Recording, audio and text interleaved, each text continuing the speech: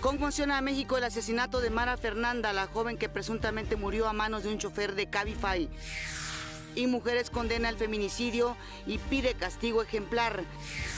Fallece el científico mexicano René Drucker.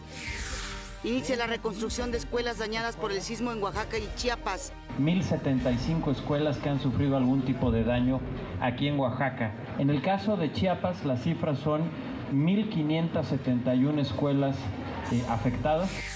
Más de 1,500 viviendas afectadas dejó Max a su paso por Guerrero. ¡Viva la solidaridad de los mexicanos con Chiapas y Oaxaca! El presidente Enrique Peña Nieto reconoce la solidaridad de los mexicanos durante el grito. Miles de mexicanos vitorean a las Fuerzas Armadas. Detienen a 2 sospechosos del atentado en el metro de Londres. Polémico empate entre el Canelo Álvarez y Gennady Golovkin.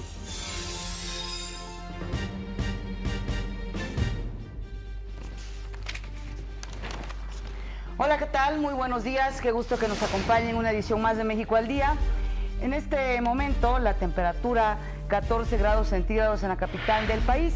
Desde aquí, como siempre, un saludo muy afectuoso también a quienes nos están viendo en el interior de la República Mexicana. Saludo con gusto, como cada mañana, a mi compañero Omar Cepeda. Omar. Hola Pati, ¿qué tal? Es un placer saludarte. Muy buenos días. Hoy es lunes 18 de septiembre del 2017. Son las 6:31 y estamos listos para llevarles toda la información. Acompáñenos. Antes, permítame saludar a Griselda Yebra, quien se encuentra en la lengua de señas mexicana y nos permite comunicarnos también con ustedes. Acompáñenos, este es su informativo. Le tenemos la noticia al día. El viernes, el gobernador de Puebla, Antonio Gali, confirmó la muerte de Mara Fernanda Castilla, esta joven estudiante que estaba desaparecida el 8 de septiembre. A través de Twitter, el gobernador de Puebla dio el pésame a los familiares de la víctima. Mara Fernanda desapareció el 8 de septiembre después de abordar una unidad de la empresa Cabify cerca de las 5 de la mañana en Cholula, en Puebla. De acuerdo con declaraciones de los familiares de la joven, las cámaras de vigilancia detectaron la llegada del vehículo al domicilio. Sin embargo, no registraron el descenso de Mara. El chofer de esta empresa, de la empresa Cabify, identificado como Ricardo N., fue detenido días después de rendir su declaración debido a las contradicciones en las que cayó. La necropsia de ley confirmó que Mara Fernández fue agredida sexualmente, fue violada, y que la mecánica del asesinato fue por estrangulamiento.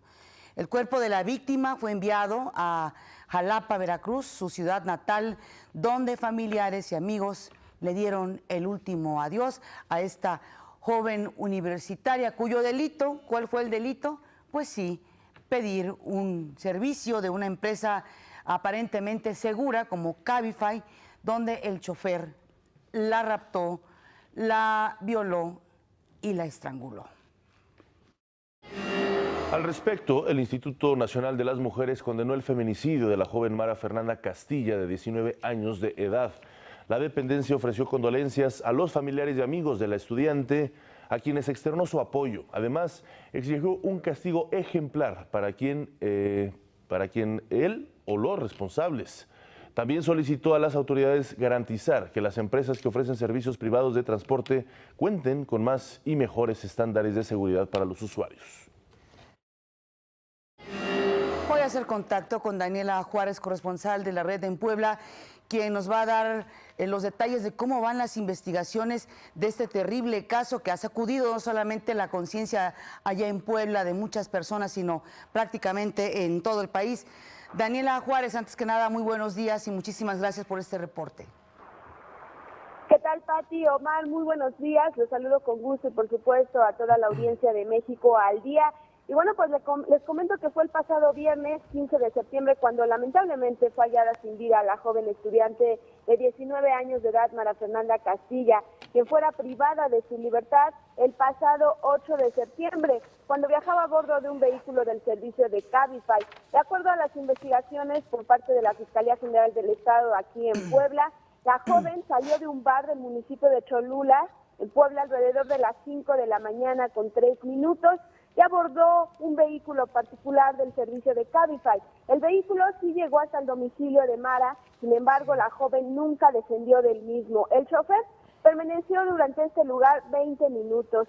Después, viendo que la joven estaba dormida, aprovechándose de ella, decidió llevarla a un motel cercano a la zona, en donde finalmente abusó sexualmente de ella y posteriormente le quitó la vida. Después abandonó su cuerpo en un paraje que colinda con el periférico ecológico y la autopista México-Puebla. Todo esto en un aproximado de 2 horas, lo cual se determinó luego de revisar las cámaras de seguridad del fraccionamiento donde vivía Mara Fernanda Castilla, Torres de Mayoral, una colonia aquí en Puebla capital, así como las del motel ubicado al sur de la ciudad, establecimiento que, por cierto, también reportó el faltante de una sábana y una toalla, así como rastros de sangre en la habitación donde estuvo Ricardo N. con Mara Fernanda. Además, un teléfono celular y algunas prendas de Mara fueron encontradas durante la diligencia que se llevó a cabo en el domicilio del chofer del servicio de Cabify. Por lo pronto, pues ya Ricardo N., conductor del vehículo del servicio de Cabify, fue detenido y puesto a disposición de la autoridad judicial y se encuentra bajo prisión preventiva, ya como presunto responsable de los hechos. Por su parte, la Fiscalía General del Estado realizará la ampliación de cargos por el delito de feminicidio y en su momento solicitará la pena máxima que permite la ley, que son 60 años de prisión por este delito.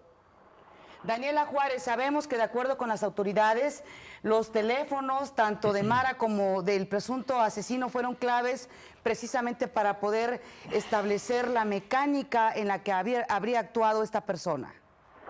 Efectivamente, algo que a decir de las autoridades olvidó este presunto responsable es que el vehículo portaba un teléfono celular con GPS, lo mismo que el teléfono celular de Mara Fernanda, y bueno, pues ambos teléfonos, al ser localizados, se encontró la ubicación, que era la vivienda de este hombre, de Ricardo N., que se ubica precisamente en el estado de Tlaxcala, en donde después de la diligencia que se realizó, no solo se encontraron los teléfonos, también prendas, incluso con sangre, al interior de la vivienda, donde precisamente también vive la madre de este sujeto. Daniela Juárez, te agradecemos mucho que nos hayas dado este reporte de lo que se está viviendo allá en Puebla con este terrible asesinato que además, como decíamos, Omar, ha conmovido la conciencia no solamente de los habitantes de Puebla, sino prácticamente de todo el país. Gracias, Daniela, antes que nada. Así es, Pati, gracias. Nada más. Sí. Perdón, Pati, nada más recordarles que este fin de semana incluso, pues precisamente por todo este movimiento que se ha generado en torno a lo sucedido con Mara y la indignación de la misma gente, se realizaron diferentes investigaciones de los lugares, del último lugar en donde estuvo Mara Fernanda, y fue precisamente este bar del municipio de Cholula, de donde salió alrededor de las 5 de la mañana, y que por supuesto estaba incumpliendo con los horarios permitidos de cierre. Por lo tanto, ya fue clausurado este bar de Cholula, y al mismo tiempo el gobierno ya está revisando los términos de la concesión de la empresa de Cabify, y pues de encontrar irregularidades también podrían retirarle la concesión a la empresa. Claro. Estaremos al pendiente, Daniela Juárez, muchísimas gracias por este reporte completo de lo último que se está viviendo en torno a este terrible feminicidio en el país. Buenos días. Gracias, Pati, Omar, buenos días. Pues sí, como decíamos, Omar, este asesinato ha conmovido a la opinión pública de todo el país, porque, pues, como dijo la madre de esta joven, el único delito fue pedir un supuesto transporte seguro para llevarla a casa, ¿no? Ayer hubo una serie de manifestaciones en varias ciudades del país precisamente para solidarizarse, ¿no?, con la familia de Mara, y por supuesto se abren pues muchas líneas de análisis, entre ellos la seguridad de este tipo de taxis. Son personas que prácticamente únicamente con el acceso a su coche pueden dar estos servicios. Así es. Pero no hay una orientación de sus perfiles, ¿no? un seguimiento. Hoy se sabe, algunos medios han manejado que el presunto asesino, el chofer de este Cabify, tenía ya antecedentes penales. Bueno, nos enlazamos con José Hernández Estrada, él es reportero de la Agencia de Radio y Televisión de Veracruz, precisamente estado del cual era originaria Mara Fernanda. José, muy buenos días, gracias por estar con nosotros. Ayer pues se llevó este sepelio allá en Jalapa. Cuéntanos cómo se vivió este pues triste día.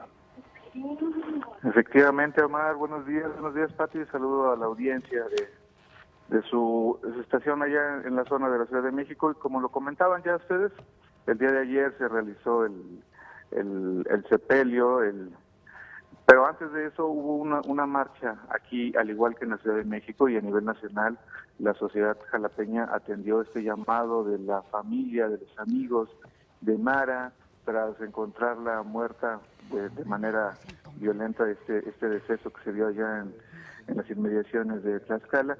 Efectivamente, esta marcha que se realizó el día de ayer fue convocada por familiares, amigos, incluso de parte de la sociedad jalapeña, de activistas, de luchadores sociales que defienden a las mujeres y a la sociedad en general por este lamentable deceso que fue violento. La hermana de Mara, la hermana de Mara, Karen Castilla, pidió a la justicia que se atiendan a este tipo de muertes, que enfrentan la misma situación que su hermana. Pues ninguna familia merece este tipo de situaciones, comentó al encabezar precisamente esta marcha antes de llevar los restos de su hermana a su última morada. La familia y ella estuvieron presentes encabezando esta caminata que se realizó por las principales calles de la ciudad de Jalapa. También obviamente participó la mamá de Mara, y entre los asistentes que caminaron sobre una de las principales avenidas de la ciudad, la mamá de Mara dijo que pensó que sus hijas la iban a enterrar a ella, pero lamentablemente en esta ocasión pues le tocó enterrar a la menor de las integrantes de su familia. Claro. Y posteriormente llevaron los restos al cementerio Bosques del Recuerdo de esta capital, pues para ponerle, digamos, fin por lo menos a esta etapa fatal para la familia Castilla. El desenlace participaron también otros integrantes de diferentes organizaciones de personas desaparecidas, también de otras personas que han fallecido con violencia y que no se ha resuelto su situación, sus asesinatos o más. Bueno, pues muchísimas gracias, José Hernández, por este reporte y bueno, por supuesto, estar al pendiente de cómo se desarrollan no solo ya las investigaciones contra el asesino, sino también estos actos por parte de la sociedad civil de todo el país que han estado precisamente pues criticando y por supuesto solidarizándose con Mara. Muchísimas gracias, muy buenos días, un fuerte abrazo hasta Veracruz. Hasta allá, hasta luego, buen día. Gracias. Sí, y que como comentábamos desde ayer hubo una gran movilización en varias ciudades del país, no solamente exigiendo justicia en este lamentable caso, sino que también las autoridades tomen acciones para evitar que se sigan registrando este tipo de feminicidios, porque así es, todo parece indicar que este sujeto se aprovechó de esta joven que se quedó dormida en el automóvil, de acuerdo con algunas investigaciones, y ahí pues simplemente la raptó, la violó y la estranguló, la mató. Bueno, agradezco que nos tome la llamada el maestro Pablo Navarrete, él es coordinador de Asuntos Jurídicos del Instituto Nacional de las Mujeres. Maestro, muy buenos días, gusto en saludarlo. Buenos días, Pati y Omar, qué gusto saludarles. Maestro, ¿cuál sería el comentario, cuál sería la postura del Instituto Nacional de las Mujeres ante este lamentable hecho, la muerte de esta joven estudiante Mara? Una profunda indignación que compartimos con toda la sociedad mexicana de este lamentable hecho. Pati y Omar, hemos expresado nuestras condolencias a la familia y hemos condenado este feminicidio. Pero también creemos que de este proceso doloroso que ha lastimado no solo a la familia, amigos y compañeros de Mara, sino también como sociedad y gobierno, tenemos que sacar un aprendizaje. Y ese aprendizaje justamente es que tenemos que redoblar los esfuerzos para cambiar el entorno social en el que viven las mujeres en nuestro país. No es posible que quien sale a la calle tenga como destino no volver a su casa, y sobre todo tomando un transporte que es seguro, que Mara siguió todo el protocolo que tiene que seguir cualquier persona, tomar un servicio de transporte privado que además te cobran y te cobran muy bien y que debieron haberle garantizado la seguridad y la protección. Tenemos que revisar como sociedad qué está pasando, Pati. No puede ser que cada 4 horas en nuestro país se esté asesinando a una mujer. ¡Qué barbaridad! Ya también, maestro, recientemente supimos de esta encuesta del INEGI, 6 de cada 10 mexicanas han sufrido algún tipo de violencia. Sí, efectivamente, es altísimo el caso. Casi estaríamos cerrando con 7, casi 7 al día Y lo que es más terrible es que esta violencia se está ejerciendo en el lugar que debería ser el más seguro para las mujeres, que es su casa. Esta violencia se está cometiendo por conocidos. 4 de esos 7 casos de violencia es cometida por gente muy cercana a las mujeres. Y esto pues es un tema que nos preocupa mucho como Instituto Nacional de las Mujeres, porque a pesar de los múltiples esfuerzos que ha realizado el gobierno de la República, es decir, generar leyes específicas para proteger a las mujeres, crear instituciones y tener presupuestos, pues hay una resistencia muy fuerte del entorno social y cultural que tiene normalizada y casi naturalizada la violencia contra las mujeres. Y en este sentido tenemos que seguir insistiendo, las mujeres no son objetos, las mujeres son sujetas de derechos y merecen todo el respeto, toda la consideración y que se observen y se garanticen sus derechos humanos. Y en este sentido, pues vamos a estar como Instituto Nacional de las Mujeres muy al pendiente de las investigaciones. Confiamos en que las autoridades poblanas llevarán hasta sus últimas consecuencias esta investigación, que castigarán de manera ejemplar a la persona que está siendo señalada por este feminicidio atroz, cobarde, y que esperamos que este sea un caso que nos permita sentarnos a reflexionar profundamente qué entorno estamos teniendo para las mujeres. Y no es ni siquiera por lo más mínimo un entorno deseable en donde sea el miedo, el temor y el riesgo real a ser agredidas, en donde las mujeres de nuestro país se están desarrollando. Maestro Pablo Navarrete, usted mencionó, hay institutos, hay leyes para proteger a las mujeres. Desde el punto de vista de ustedes como encargados precisamente de lograr poder erradicar este problema de la violencia hacia la mujer, ¿qué está ocurriendo en la sociedad? ¿Dónde estamos fallando? Pero la pregunta que todos nos hacemos, ¿y qué hay que hacer? Mire, Pati, hay 2 cuestiones que son determinantes en este fenómeno de la violencia contra las mujeres. El primero es el arraigo social que existe. Hay un profundo arraigo social, hay una naturalización de la violencia hacia las mujeres, y esto es consecuencia también de un entorno de impunidad. Es decir, se ha normalizado la violencia contra las mujeres, y la expresión más simple y vulgar de la violencia contra las mujeres es el de los piropos, el del acoso y el hostigamiento callejero, que se ha normalizado y se ha naturalizado, y eso justo ha sido un caldo de cultivo para que la violencia luego se vaya incrementando, en el que el cuerpo de las mujeres se ve como un cuerpo de propiedad y de posesión machista, y eso es algo que tenemos que cambiar. Tenemos que hacer, insisto, una profunda reflexión social de qué está pasando y por qué se está naturalizando esta violencia. Y de parte de las instituciones del Estado también, Pati, tenemos que ser muy autocríticos, es decir, tenemos que revisar en qué estamos fallando, por qué no hemos sido capaces de proteger de manera adecuada a las mujeres, y también, sobre todo, tenemos que reflexionar por qué tenemos estos niveles de impunidad tan elevados de parte de las instituciones de procuración de justicia. Es decir, este caso tan doloroso de Mara, que nos ha lastimado, tiene que servir para salir con una propuesta muy clara de seguridad y de protección a las mujeres. El pronunciamiento que saca ayer el Instituto Nacional de las Mujeres, y que ustedes ya han dado cuenta, es una exigencia muy clara a las autoridades de qué protocolos están implementando estas empresas de transporte privado que garanticen la seguridad de las mujeres. Tienen cartas de no antecedentes penales de los choferes, tienen cartas de perfiles psicológicos que puedan identificar algún riesgo para las mujeres, y sobre todo para casos como el de Mara. Es decir, tenemos que, de este caso, en honor a la memoria de Mara, garantizar la seguridad y la protección, no solo en el transporte privado, Pati, también en el transporte público, donde el pan nuestro de cada día es el acoso y el hostigamiento sexual contra las mujeres, y eso como sociedad no lo podemos permitir. Así es, maestro. Por último, ¿ustedes como instituto han encontrado algunos elementos que indiquen que esta violencia hacia la mujer esté aumentando en el país? ¿Tienen algún registro, por ejemplo, en qué periodos?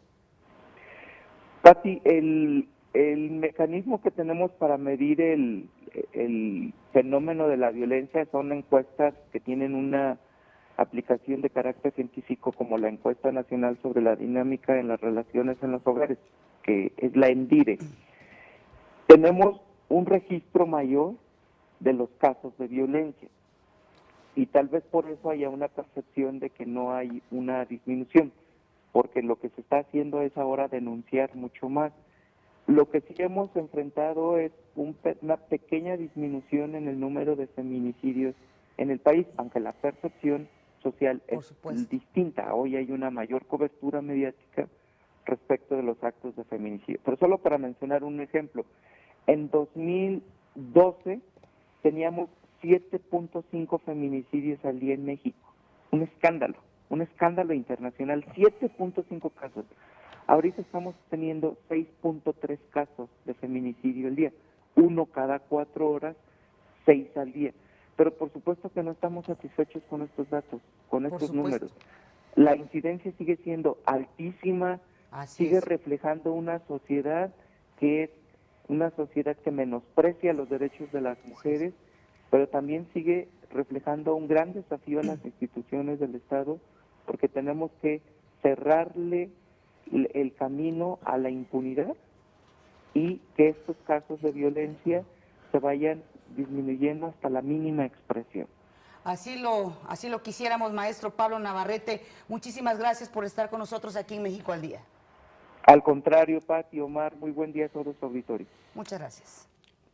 Por supuesto, le seguiremos dando información y seguimiento al respecto. Es importante, pues, exactamente, entre todos apoyar este tipo de manifestaciones para poco a poco irlo contrarrestando, Pati.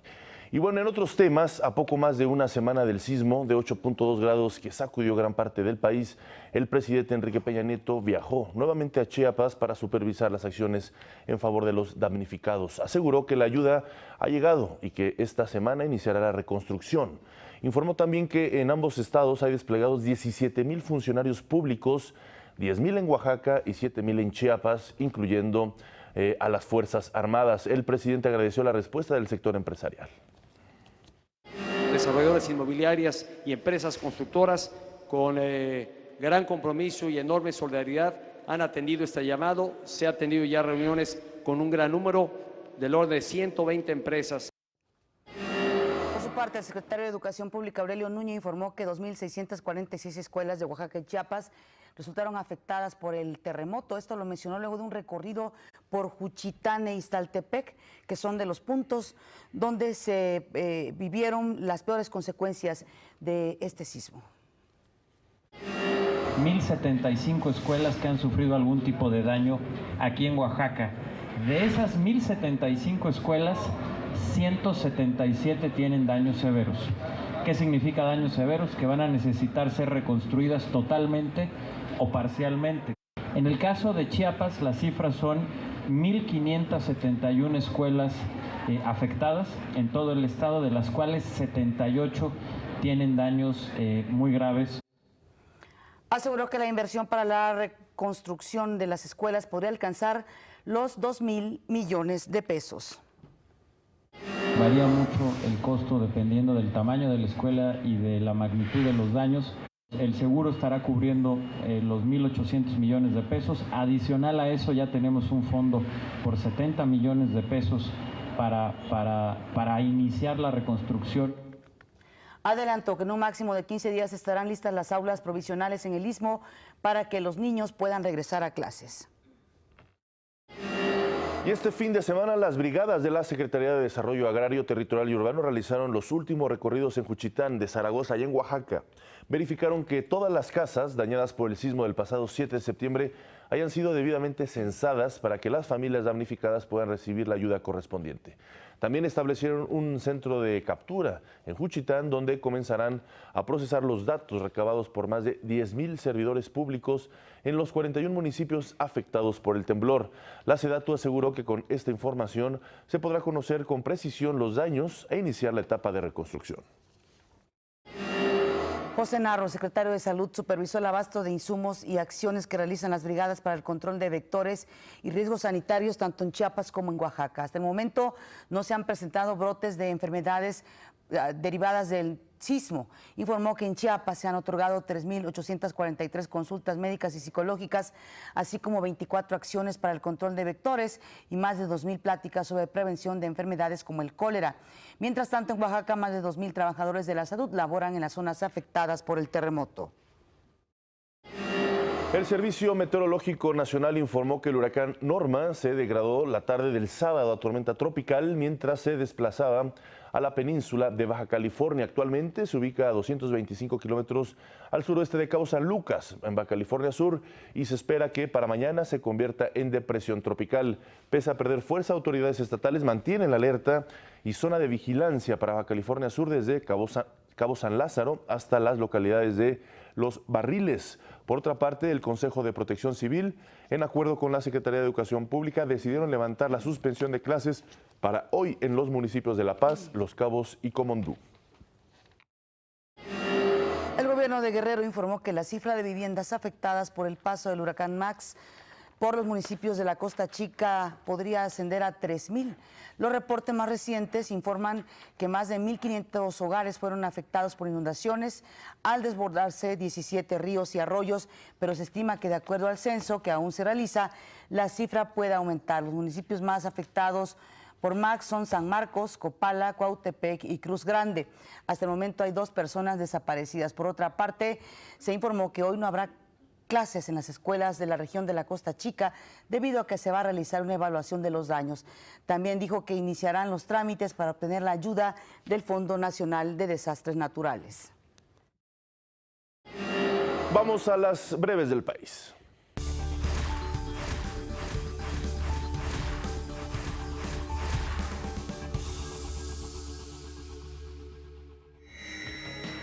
Alfredo del Mazo Maza rindió protesta el pasado viernes como gobernador del Estado de México en el Congreso de la entidad. Su gabinete estará compuesto por Sergio Osuna Rivero, secretario de Gobierno, Rodrigo Jarque Lira, secretario de Finanzas, Maribel Cervantes Guerrero, secretaria de Seguridad, Juan Millán Márquez, secretario de Educación, y Gabriel Ochea Cuevas, secretario de Salud. El jefe de gobierno de la Ciudad de México, Miguel Ángel Mancera, rindió su 5º informe de gobierno en la Asamblea Legislativa. En su mensaje, aseguró que los delitos en la capital disminuyeron de 158 en la administración de Marcelo Ebrard a 91.8 durante su gestión. Agregó que en su administración se han creado 548,000 empleos. Carlos Muñoz Portal, asistente de producción de la serie Narcos, fue asesinado en el Estado de México mientras buscaba locaciones para el rodaje de la 4ª temporada de la serie. La Fiscalía de Justicia del Estado confirmó que Muñoz fue encontrado en el asiento del conductor en un terreno de cultivo en Temascalapa. 2 agentes ministeriales y un menor de edad fueron asesinados en el estacionamiento de un centro comercial de Cancún, Quintana Roo. Según un reporte, los agentes, identificados como Julio César Durán y Alía Lugo Leal, se encontraban en su día de descanso junto con su hijo, cuando fueron interceptados por un grupo de sicarios, quienes dispararon en repetidas ocasiones. Gracias a quienes nos acompañaron en esta primera media hora. Nosotros vamos a nuestro primer resumen y regresamos con más información. Esto es México al Día.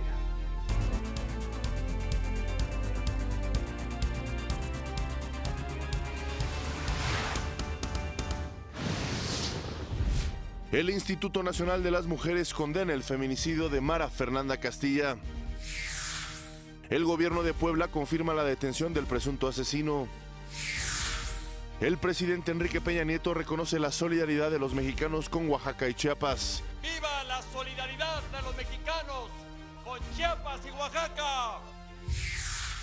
También agradece a los empresarios por su contribución. Desarrolladoras inmobiliarias y empresas constructoras con gran compromiso y enorme solidaridad han atendido este llamado. Se ha tenido ya reuniones con un gran número, del orden de 120 empresas.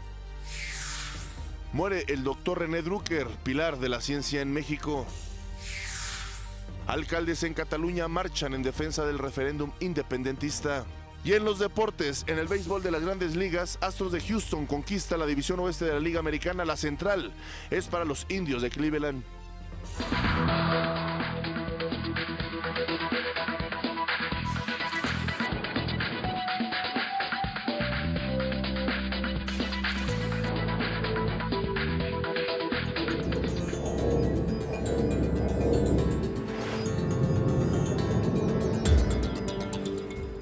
La policía británica detuvo a un joven de 18 años como sospechoso del atentado en la estación del metro Parsons Green el viernes, que dejó como resultado 30 personas heridas. Hace unas horas fueron difundidas estas imágenes del presunto atacante, que fueron captadas por una cámara de seguridad en la calle donde vivía, aunque no se ha revelado su identidad. Los vecinos aseguran que se trata de un refugiado iraquí que llegó hace 3 años al Reino Unido luego de perder a sus padres en la guerra. Mientras tanto, el Reino Unido rebajó la alerta terrorista del nivel crítico al segundo nivel grave después del atentado, después del arresto de este segundo sospechoso de haber participado en el ataque.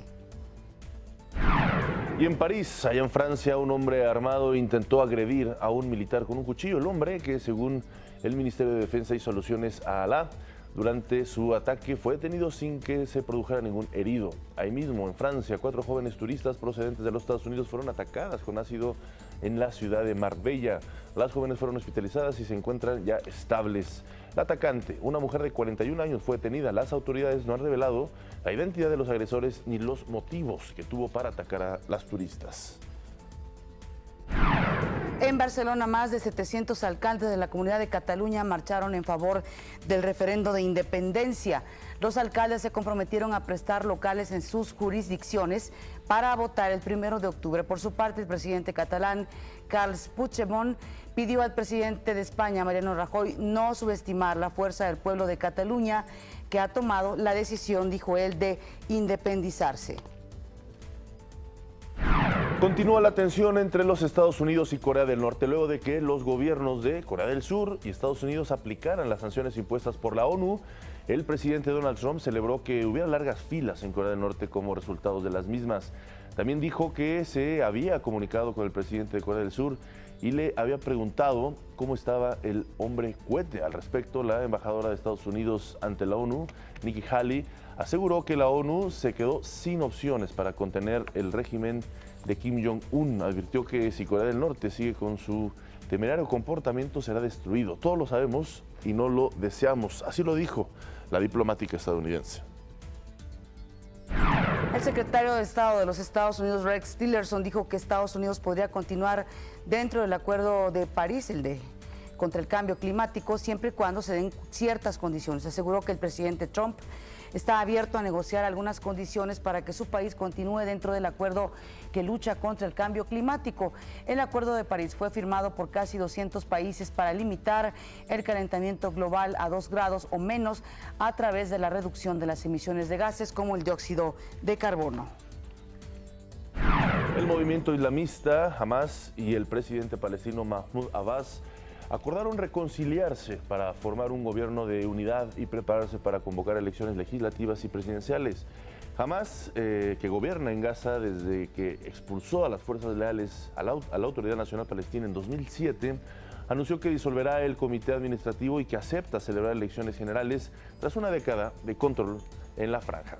Vamos a hacer una breve pausa, regresamos con más información.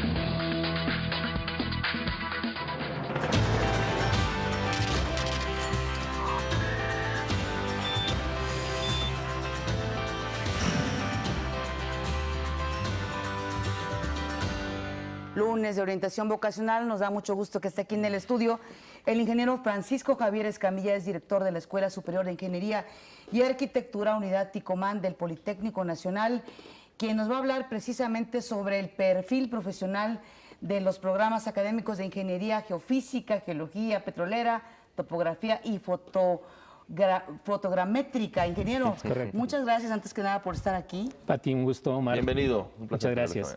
Y que nos hable precisamente de las opciones que presenta esta gran institución que es el Politécnico Nacional. Así es.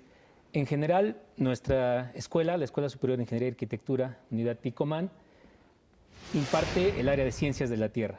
Por lo tanto, estudiamos desde 4 carreras nuestro planeta, nuestro hogar, la Tierra. La geología estudia su origen, la evolución, cómo surge, cómo se convierte de una masa incandescente, se enfría, da lugar a la vida y genera los materiales que hoy utilizamos como recursos. La geología nos permite adicionalmente identificar los minerales metálicos y no metálicos que se constituyen en la riqueza de un país. También nos permite conocer la posibilidad de encontrar minas, de encontrar hidrocarburos y lógicamente también qué tan aptos son los suelos para ser cultivados. La ingeniería geofísica es una disciplina relativamente reciente. Esta estudia la Tierra desde el punto de vista físico, estudia el campo de gravedad, estudia la atmósfera, el magnetismo, pero además, mediante instrumentos electrónicos y otros métodos indirectos nos permite conocer la Tierra. Así como conocemos el cuerpo humano por medio de radiografías, tomografías, los ingenieros geofísicos se encargan de conocer la Tierra, qué hay debajo del suelo, y nos permite conocer cómo se está comportando. Hoy, más que nunca, es pertinente la ingeniería geofísica porque es la que nos explica, por ejemplo, cómo funcionan los sismos, cómo funciona este mecanismo que es la Tierra, un cuerpo vivo, un ser vivo que está en constante transformación y que requerimos conocer, quizá no para evitar los fenómenos naturales, pero sí para prevenirlos, para identificar aquellas zonas de riesgo, aquellas zonas que son susceptibles de sufrir este tipo de eventualidades.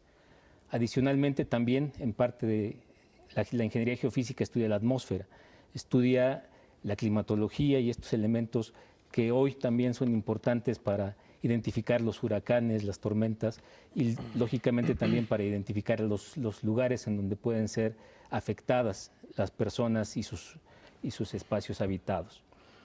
La ingeniería petrolera es y ha sido, particularmente desde el siglo pasado y a la fecha, una carrera estratégica para el desarrollo nacional, porque los ingenieros petroleros localizan dónde es más factible perforar un pozo, extraerlo y transportarlo hasta las refinerías.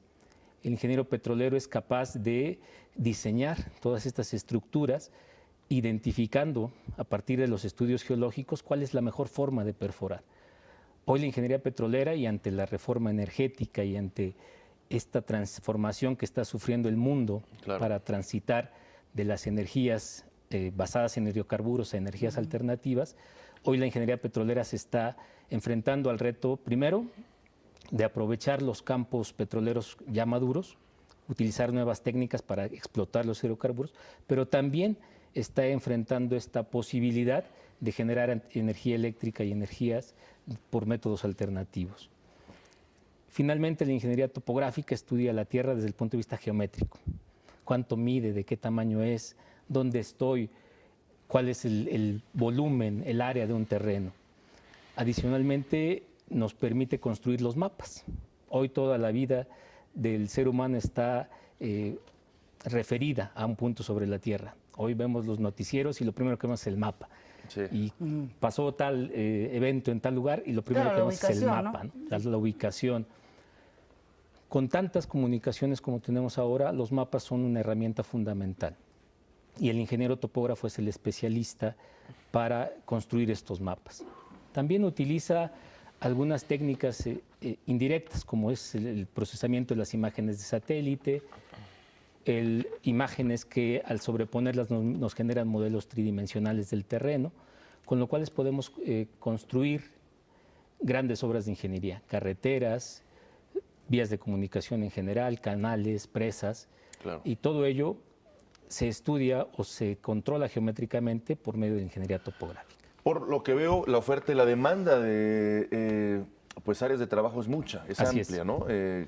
Cuéntenos cuáles son las industrias que abraza a estos jóvenes graduados. Precisamente, al ser las ciencias de la Tierra, nuestra gran ventaja competitiva es justamente el carácter estratégico de nuestra actividad. Prácticamente cualquier estado o municipio requiere de nuestros profesionales. Hoy por hoy, nuestros egresados trabajan en empresas del sector público, en Secretaría de Comunicaciones y Transportes, en el Servicio Geológico Mexicano, en compañías mineras, en Comisión Nacional del Agua, Comisión Federal de Electricidad, lógicamente Petróleos Mexicanos, pero también en todas esas empresas que hoy generan cartografía, hoy generan estudios para buscar yacimientos petroleros, empresas que hacen estudios, por ejemplo, de protección civil, empresas que hacen estudios del territorio nacional, que hacen estudios meteorológicos. Prácticamente el campo de estudio de nuestras profesiones es amplísimo. No hay límite y la gran ventaja es que al ser, insisto, de carácter estratégico, nuestros egresados prácticamente no tienen desempleo. Podemos presumir que al terminar, antes de terminar incluso la carrera, buscan a nuestros alumnos para servicio social, para prácticas profesionales. Ingeniero, me gustaría por último preguntarle a usted, ¿cómo está la paridad de género? ¿Cómo está la participación de las mujeres en este tipo de carreras que implican las llamadas ciencias duras, ¿no? Así es. Creciendo. Si bien hace 30 años eran muy pocas mujeres, incluso en la década de los 70 había 1 o 2 ingenieras geólogas, hoy podemos hablar de que al menos un 40% de nuestra matrícula son mujeres. Y esto además ha permitido que se pueda enriquecer el desempeño profesional, porque definitivamente las mujeres han demostrado que tienen gran capacidad y hoy por hoy en muchos niveles directivos, particularmente en geología, en ingeniería topográfica, en ingeniería petrolera, están desarrollando su actividad profesional las mujeres con mucho éxito. Perfecto. Pues muy buenas noticias. Muchísimas gracias, ingeniero Francisco Javier Escamilla, del Instituto Politécnico Nacional, por hablarnos de estas interesantes y necesarias alternativas académicas. Gracias. Un gusto, Omar. Un excelente, también un gusto para nosotros, y por favor salúdenos a toda la comunidad del Politécnico.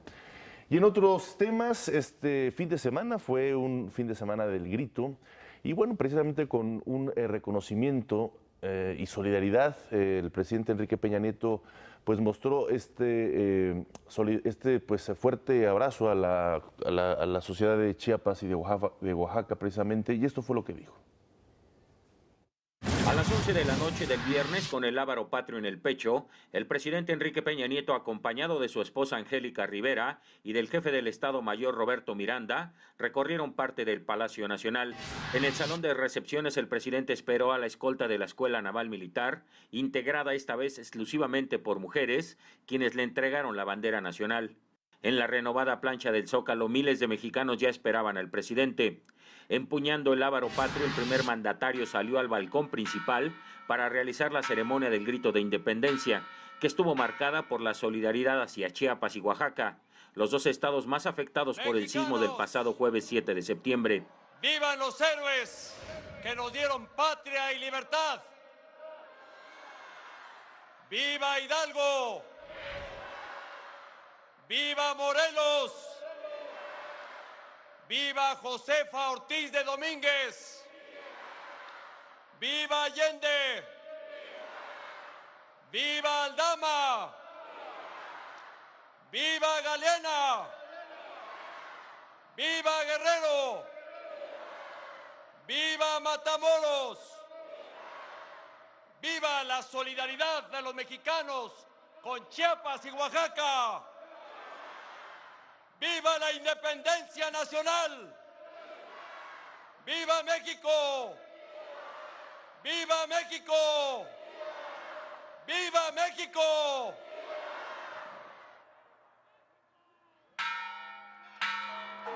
Luego de que se escuchó la campana de Dolores y las de la catedral, miles de gargantas entonaron el himno nacional.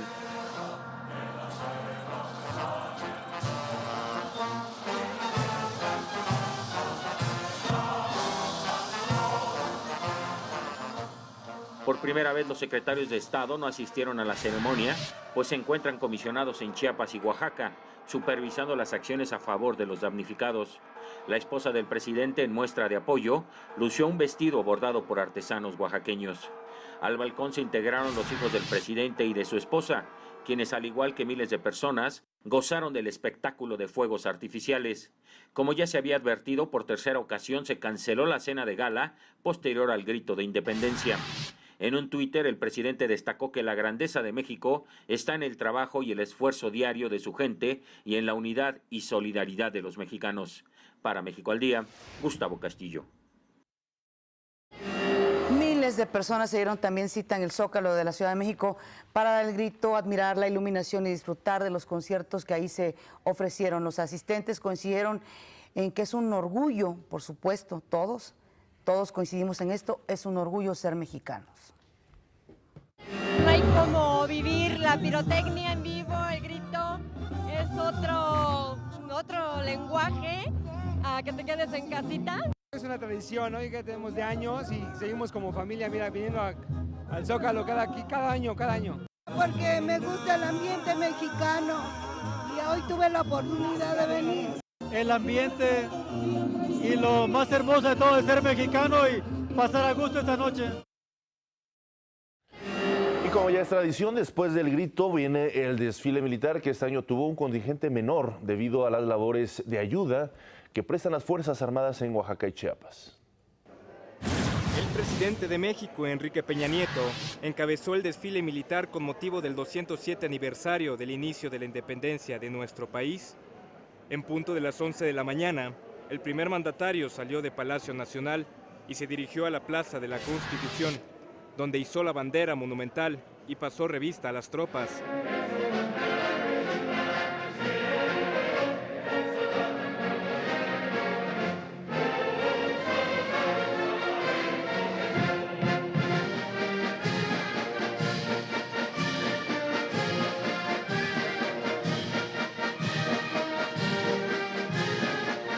El presidente Enrique Peña Nieto presenció el desfile desde el balcón de Palacio Nacional. Estuvo acompañado por los secretarios de la Defensa Nacional, general Salvador Cienfuegos Cepeda, y de Marina, almirante Vidal Francisco Soberón Sanz. El recorrido comenzó en el Zócalo de la Ciudad de México y concluyó en Campo Marte. Tuvo una longitud de 7.300 metros.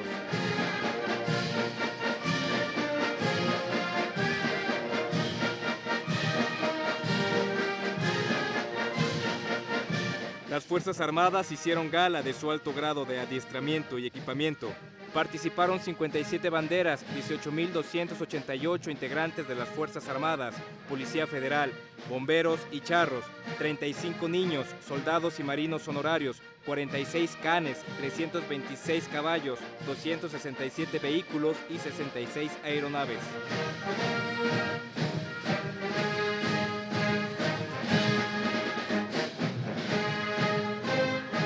El desfile estuvo dedicado a los afectados por el sismo en Chiapas y Oaxaca. Por ello, este año participaron menos elementos, ya que un número importante está realizando labores de apoyo en esas entidades. Luego de 1 hora y 15 minutos, el subsecretario de la Defensa Nacional, Gilberto Hernández Abreu, dio el parte oficial. ¡Sin novedad! Con información de Flor Hurtado, México al Día. Con aplausos y expresiones de asombro, miles de personas admiraron el desfile cívico-militar de este 16 de septiembre.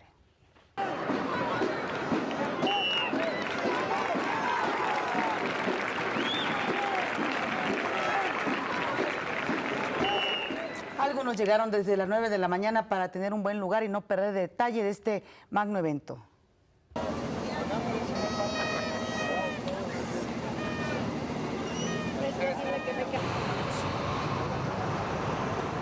Por primera vez hubo una exposición con stands de las Secretarías de la Defensa y Marina, así como de la Policía Federal, para que la población pudiera interactuar con sus Fuerzas Armadas, pero sobre todo también conocer más de ellas.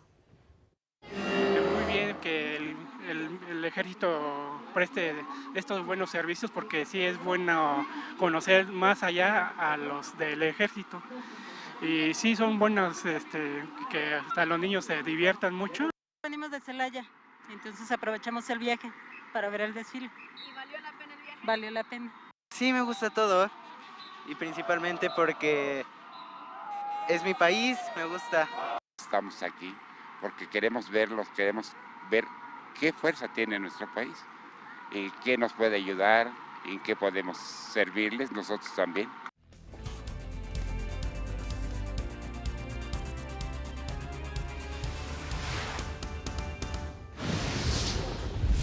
Las brigadas de la Secretaría de Desarrollo Agrario, Territorial y Urbano realizan los últimos recorridos del censo en Juchitán, Oaxaca. José Narro, secretario de Salud, supervisa el control de riesgos sanitarios en los estados de mayor devastación.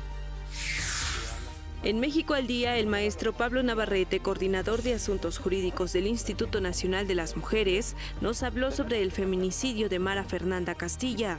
Es un tema que nos preocupa mucho como Instituto Nacional de las Mujeres porque a pesar de los múltiples esfuerzos que ha realizado el gobierno de la República, es decir, generar leyes específicas para proteger a las mujeres, crear instituciones y tener presupuestos, pues hay una resistencia muy fuerte del entorno social y cultural que tiene normalizada y casi naturalizada la violencia.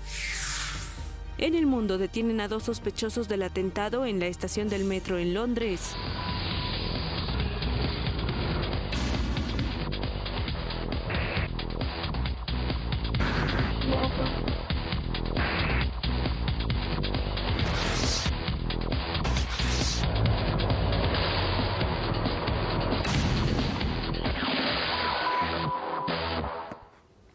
Muy buenos días, qué gusto me da saludarlos a todos quienes nos sintonizan a través de la señal del canal 22 de Ingenio de Aprende TV, publicaciones en Noticias México al Día y en Twitter en @mexaldía. Y bueno, vayamos ahora a ver lo que sucede en las redes sociales, porque como bien comentaron, el caso del feminicidio de Mara Fernanda, pues fue uno de los que ocupó la atención y los 140 caracteres de Twitter, también las publicaciones de Facebook de este fin de semana. Hashtags como Ni Una Menos o Todos Somos Mara pues se colocaron en los trending topics durante estos pasados días. Uno de los acontecimientos más comentados después de, ha provocado todo tipo de reacciones en las redes sociales y uno de los más comentados es un video en el cual mujeres de la vida pública como Marta de Baile, Edith González y Arcelia Ramírez aparecen junto a una cincuentena de otras mujeres aconsejando medidas de seguridad para evitar situaciones de acoso, secuestro, abuso sexual y otros delitos en contra de ellas. Este video fue creado por el colectivo El Grito Más Fuerte y registra más de 700,000 reproducciones. Estas las registró a las primeras 24 horas de haber sido creado. Los consejos son parte de una serie de medidas de seguridad de un proyecto de la artista mexicana Lorena Wolfer. La realizadora del video explica que están basados en los consejos y experiencias de mujeres que han experimentado violencia en varias partes de México y América Latina. Y aunque muchos apreciaron la creación de este video, también fue duramente criticado porque una vez más, pues se les aconseja a las mujeres tener precauciones especiales para evitar este tipo de situaciones. Se les aconseja cosas como no salir solas de noche, como avisar siempre dónde están, como no ir a lugares que puedan parecer inseguros. Y bueno, esta es una vez más, se puso muy de moda durante este fin de semana que las mujeres pues hicieran diferentes propuestas para cuidarnos las unas a las otras. Sin embargo, pues no se ataca también el verdadero problema que es la conducta de toda la sociedad en general y no solo que las mujeres tengamos cuidado. Obviamente las dos cosas juegan un papel importante. Y bueno, una de las novedades más sonadas de los nuevos teléfonos de Apple es el reconocimiento facial. Sin embargo, tiene importantes implicaciones éticas y sociales como muchas de las tecnologías actuales. Esto lo vio el senador Al Franken de Estados Unidos, quien le escribió una carta a Tim Cook de Apple con una serie de preguntas sobre cuáles serán los usos finales de esta tecnología y los problemas de privacidad y seguridad que podría acarrear. Apple confirmó que la información de las caras es guardada en el propio teléfono, pero el senador quiere saber si no hay forma de que se acceda a esta información. También quiere saber si el sistema puede ser engañado por máscaras o fotografías, lo cual también podría poner vulnerable la información que guardamos en los dispositivos. Y por último, Franken hizo una pregunta clave: ¿cómo responderá Apple cuando reciba solicitudes legales sobre los datos de Face ID? El senador Franken espera respuesta para el 13 de octubre. Aún no ha habido una declaración completa oficial por parte de Apple, pero sin duda nos vuelve a poner en la mesa la duda de qué hacen todas estas compañías tecnológicas con la gran cantidad de información que recolectan.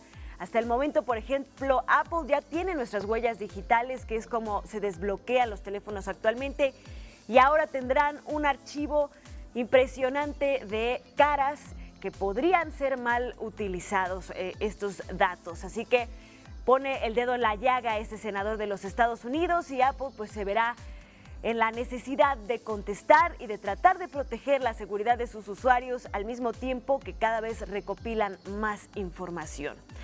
Y vamos ahora a ver una noticia verdaderamente sorprendente, y es que en el marco del primer Festival Internacional de Robots en Pisa, Italia, el robot Yumi hizo su debut ante unos 800 espectadores como director de orquesta de un concierto benéfico que se realizó en el histórico Teatro Verdi. El protagonista principal, el popular tenor italiano Andrea Bocelli, quien interpretó la canción La Donna Immobile. El androide de 2 brazos de la compañía ABB fue capacitado en tan solo unos días por el maestro Andrea Colombini, director de la Orquesta Filarmónica de Lucca. Ahí estamos viendo este pequeño robot que se encuentra dirigiendo a la orquesta. El programa Un aliento de esperanza de Stradivarius al robot incluyó otras difíciles piezas como de conducir, como Mio Bambino Caro de Puccini, que interpretó la solista María Luigia Borsi. Así que el futuro nos está alcanzando. Un robot dirige orquestas, así que el arte tampoco está a salvo de la robotización. Esta es la información hoy. Que tengan excelente inicio de semana. Gracias, Anita. La noche de este domingo falleció el doctor René Drucker-Colin, considerado uno de los científicos más brillantes que ha dado este país. El doctor Drucker cursó estudios de licenciatura en la UNAM, una maestría en la Universidad de Illinois y un doctorado en la Escuela de Medicina Saskatchewan en Canadá. Fue el primer investigador en realizar trasplantes de médula al cerebro de pacientes con mal de Parkinson, lo que representó todo un hito en el campo de los trastornos neurodegenerativos. El doctor Drucker tuvo una destacada carrera como académico en la UNAM, donde dirigió los principales departamentos de ciencia. Además, fue presidente de la Academia Mexicana de Ciencias. Actualmente se desempeñaba como secretario de Ciencia, Tecnología e Innovación de la Ciudad de México. En el programa En Corto que realiza esta casa de trabajo tuvimos la oportunidad de conversar sobre la importancia de la ciencia en el desarrollo de este país. La ciencia es el motor del desarrollo de las naciones. Ahora, la ciencia tiene esa, pues vamos a llamarle desventaja, ¿no? O sea, la ciencia no tiene frutos inmediatos, sino tiene frutos a largo plazo. Entonces, si tú inviertes en ciencia, al cabo de 20 años, si tienes un buen programa, una buena visión del país, pues entonces vas a tener muy buenos resultados en beneficio de la nación. El doctor Drucker lanzó una voz de alarma en ese momento sobre la fuga de cerebros que padece nuestro país. Hay una importante fuga de mexicanos que van a laborar en diferentes instituciones de investigación en el mundo. Y yo creo que es una falla de nuestro sistema, ¿no? O sea, invertimos mucho dinero en la preparación de jóvenes, los mandamos al extranjero, pero luego no los traemos de regreso porque no existen suficientes plazas para que puedan acomodar, ¿no? Entonces eso es un gravísimo problema que tiene la ciencia mexicana, ¿no? Así lo dijo el doctor Drucker. El presidente Enrique Peña Nieto lamentó su muerte. A estas muestras de dolor se sumaron la del jefe de gobierno de la Ciudad de México, Miguel Ángel Mancera, y también la de su alma mater, la UNAM. Descanse en paz el doctor René Drucker. Nosotros vamos a una pausa. Esto es México al Día.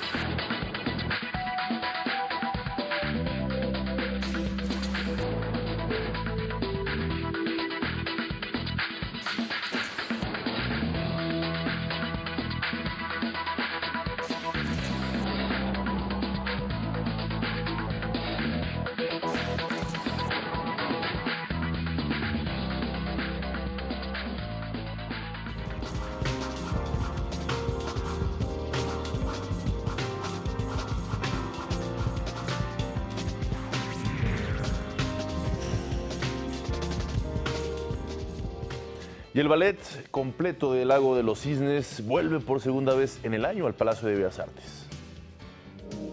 De nueva cuenta, el público mexicano agotó las localidades de la versión completa de El Lago de los Cisnes en Bellas Artes. La alta demanda de boletos confirma que el montaje de la Compañía Nacional de Danza cuenta con una masa de seguidores.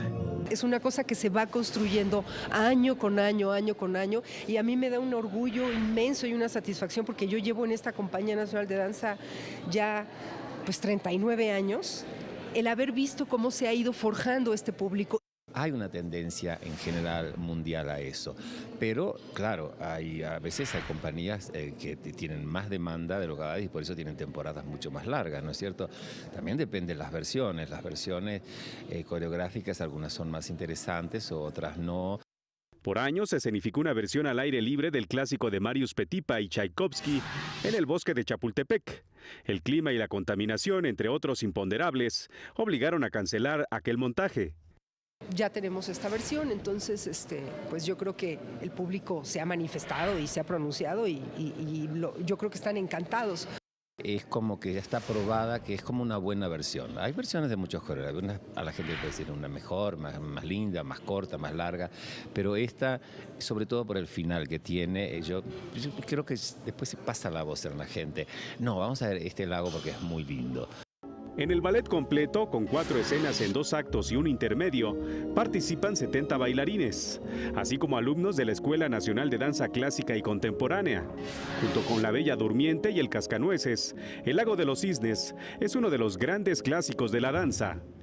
Entonces para eso hay un trabajo histriónico, interpretativo, en donde tú te convences, te posesionas y utilizas las herramientas, todas las que puedas, para transmitir precisamente esa verosimilitud. Si te gusta la danza, ¿cómo no ver un Lago de los Cisnes, ¿no es cierto? O una Bella Durmiente o un Cascanueces, que son los 3 Tchaikovsky como más fuertes.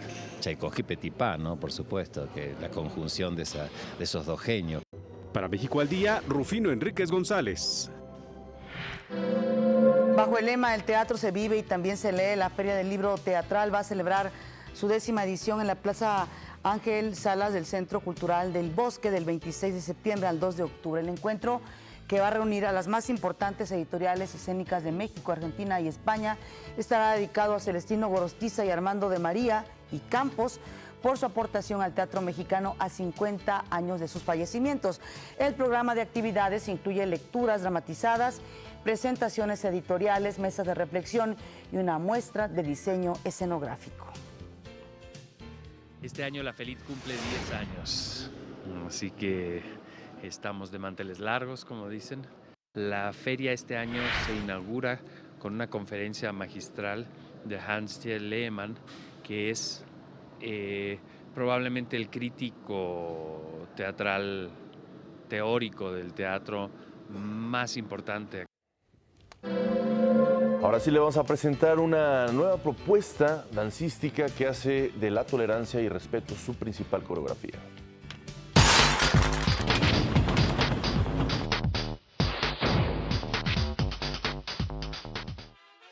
Música, folclor y mucho color, así es México.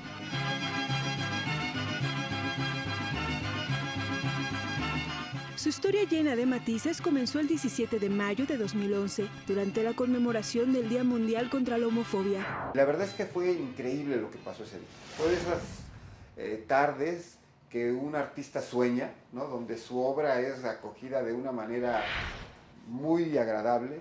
La gente se volvió loca con lo que presentamos. La compañía México de Colores rompe con el esquema convencional. El escenario es la morada del intenso zapateado de hombres que con sus cuerpos dan vida a historias con temática gay inspiradas en México. Esta forma de hacerlo pues es diferente. Mucha gente o sea, en redes nos critican, es que son no sé qué, y insultos, agresiones y todo, de que si se deforma el folclore, que si... pero pues también por otro lado mucha gente valora el cómo se presenta la danza folclórica. Es como, pues es solo darle un paso, no se deforma, no se agrede a lo que es nuestra cultura. La nueva propuesta dancística es muestra de tolerancia a las diferencias y nos revela que no tiene género, que México es diverso. En una palabra, inclusión, diversidad, vida. Esta cuestión de trabajar yo como heterosexual con mis compañeros, convivir, formar parte de esta compañía y demostrar a la gente que no importa cómo eres, o sea, no importa la preferencia sexual. El espectáculo manifiesta la riqueza cultural de nuestro país y la combinación del orgullo de ser mexicano y gay. Para mí el ser mexicano es un orgullo, porque somos el país con un nivel de cultura inmenso, un nivel de diversidad que ya se está dando a notar bastante, y eso para mí, pues cada día me hace sentir mucho mejor, porque ahora puedo ser quien soy.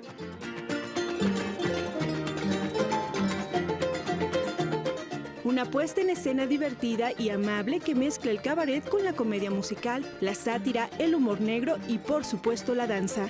Las nuevas generaciones se han alejado mucho de lo que es la danza mexicana, ¿no? Ya sienten que es algo del pasado, sienten que es algo de otra generación o de cierta clase social. Y este tipo de espectáculos también nos ha permitido reencontrarnos con la juventud, que los jóvenes volteen a ver y que se acerquen y que vayan. La gran mayoría de nuestro público es joven y es increíble que vuelvan a interesarse por lo que es la tradición. Los bailes tradicionales se desarrollaron a partir de la conquista española. Provienen de herencias indígena, europea y hasta africana. Lo cierto es que se hacen desde el corazón y cobran gran relevancia, especialmente en los festejos patrios.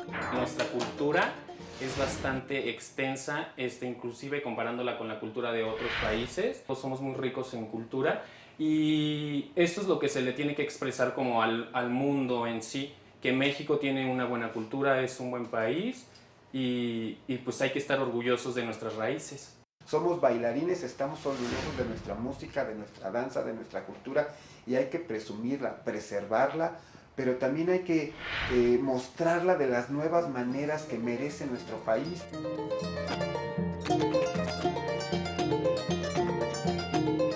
Para México al Día, Rosalba Aguirre. La puesta en escena México de Colores empieza temporada a partir del 21 de septiembre en el Teatro Silvia Pinal. Tenemos, escuche usted esto, pases dobles para las personas que nos escriban por Facebook a Noticias México al Día. Nosotros nos pondremos en contacto con usted y pues por favor consulte la página y puede usted presenciar este fabuloso espectáculo de colores. Y ayer se celebró la entrega 69 de los premios Emmy. Durante la ceremonia, el conductor Stephen Colbert dedicó unas palabras al presidente de los Estados Unidos, Donald Trump. Sabemos que la estrella más grande de la televisión del último año es Donald Trump. Les guste o no, es la más grande estrella y Alec Baldwin lo sabe. Todos sabemos que los Emmy significan mucho para Trump, porque fue nominado muchas veces por Celebrity Apprentice, pero nunca ganó. Si hubiera ganado un Emmy, no se hubiera nominado a la presidencia. Mientras tanto, el actor Alec Baldwin ganó en la categoría de mejor actor de reparto en la serie de comedia por su imitación precisamente del presidente Trump en Saturday Night Live. Y bueno, pues al pasar a recoger su estatuilla, también dedicó algunas palabras hacia el mandatario. Creo que debemos decir, al fin, señor presidente, aquí está su Emmy. Y este lunes, en punto de las 11:30 horas, el presidente Enrique Peña Nieto hará el anuncio de inversión turística en el destino temático Amico. Más tarde visitará el centro de acopio instalado en Campo Marte. Y ahora vamos a nuestro resumen.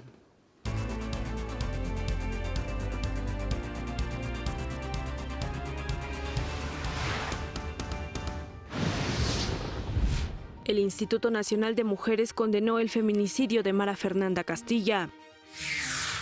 El gobierno de Guerrero informó que la cifra de viviendas afectadas por el paso del huracán Max podría ascender a 3,000.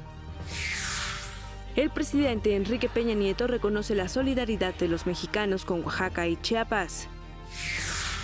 El pasado viernes, el presidente Enrique Peña Nieto encabezó la ceremonia del Grito de Independencia.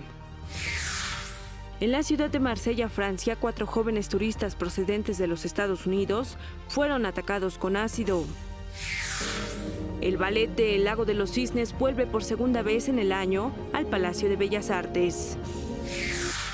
Y en los deportes, Chivas y Pumas empataron a 1 gol en partido de la jornada 9 de la Apertura 2017. Fue un placer iniciar una nueva semana con ustedes. Mañana nos vemos con más información. Así es, mientras tanto, muchas gracias a Griselda Yebra, que esta semana nos va a acompañar en el lenguaje de las señas, a ustedes, pero sobre todo a usted que nos hace el favor de vernos. Este es un esfuerzo informativo de televisión educativa. Que tenga una excelente semana. Pásala bien.